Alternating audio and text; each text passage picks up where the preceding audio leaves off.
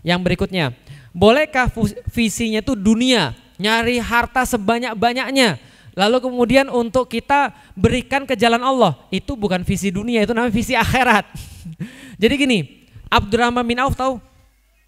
Itu dikisahkan, kemarin dikisahkan sama ustadz saya dalam satu kitab setelah dikumpulkan. Tahu nggak berapa infaknya Abdurrahman bin Auf selama hidupnya? Itu lebih daripada minimal 40.000 dinar. Hitunglah berapa? 1 dinar berapa? 4,25 gram emas. 1 gram emas berapa ibu? 1 gram emas 1 juta. Berarti 4.25.250.000 itu 1 dinar.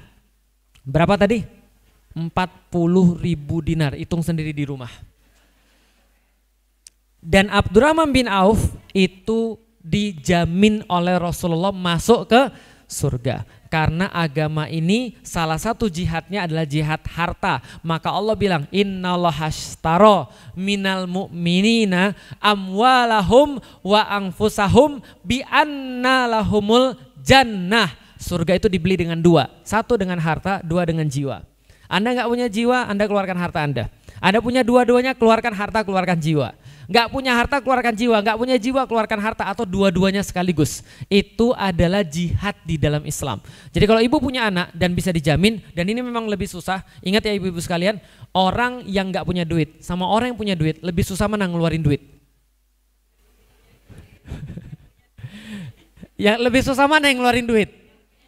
Yang miskin lah Ustadz? Enggak, orang kaya itu lebih pelit daripada orang miskin.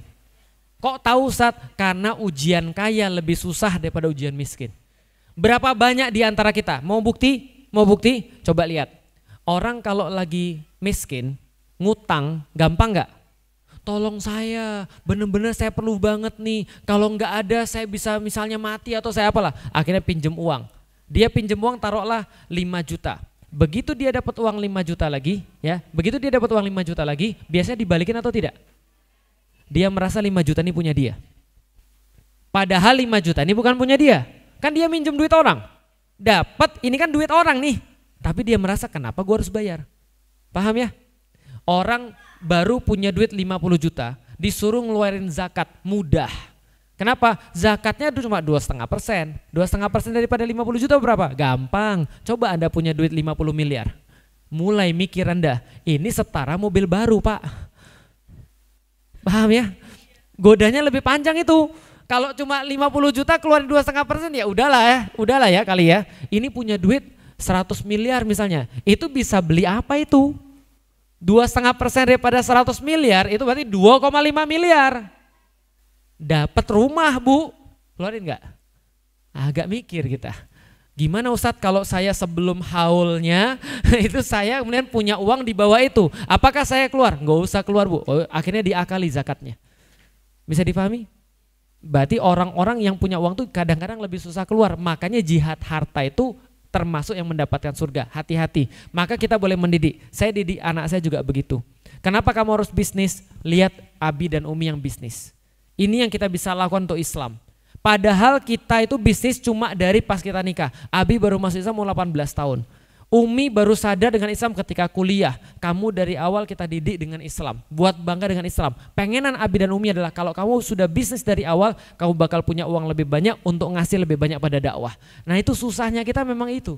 Makanya kita contohin dari awal. Apa misalnya saya contohin? Saya selalu bilang sama anak saya, sebagus-bagus rumah kita, maka masjid harus lebih bagus. Jangan sampai masjid itu lebih jelek daripada rumah kita. Itu salah satu contoh pada anak. Kenapa? Begitu rumah kita lebih bagus, males kita ke masjid. Gitu kan ya, suruh itikaf nggak mau lagi, akan ada rumah. Nah, begitu kemudian rumah kita lebih bagus, lantas kita merasa bahwasanya ya ini harus prioritasnya. Enggak, prioritas kita adalah dakwah. Maka saya selalu bilang pada mereka, kalau kamu mau beli barang untuk kamu sendiri, perhitunganlah kamu. Perlu atau enggak? Ini ada enggak yang lain produk penggantinya, ada yang enggak lebih murah dan segala macam. Tapi saya bilang, kalau untuk dakwah beli yang paling bagus. Kalau untuk dakwah gak usah mikir, keluarin yang terbaik. Kenapa? Karena ini untuk dakwah. Nah itu yang kita coba ajarkan. Karena apa ya? Ujian orang yang punya duit itu lebih parah daripada enggak punya duit. Oke, itu yang terakhir. Jadi boleh Ibu, ahlan wa sahlan. Dakwah sangat menunggu orang-orang kaya yang mau ngasih uangnya pada Islam. Serius. Makanya kan kalau ada orang tuh berpikir gini, andaikan aku jadi kaya nih, aku pasti akan ngeluarin itu untuk Islam. Nah kalau ada orang mikir begitu, itu bagus banget.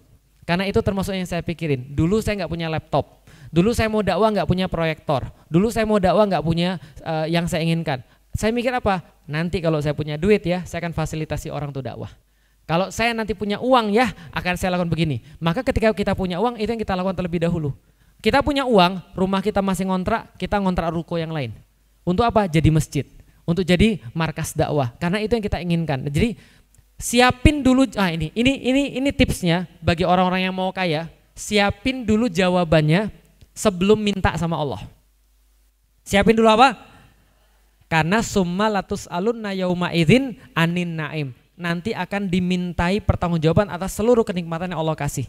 Jadi kenikmatan itu akan Allah tanyain semuanya. Siapin dulu jawabannya.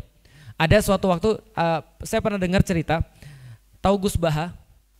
Gus Baha itu pernah temu dengan jamaahnya di pasar. Lalu kemudian jamaahnya bilang, Gus tolong saya didoakan jadi orang kaya. Terus Gus Baha bilang, saya nggak mau. Loh kok nggak mau? Doain agar suami saya jadi orang kaya. Terus Gus Bahanya bilang, nanti kenapa saya nggak mau? Karena kalau nanti dia kaya, kamu duluan yang diganti. Paham Bapak sekalian?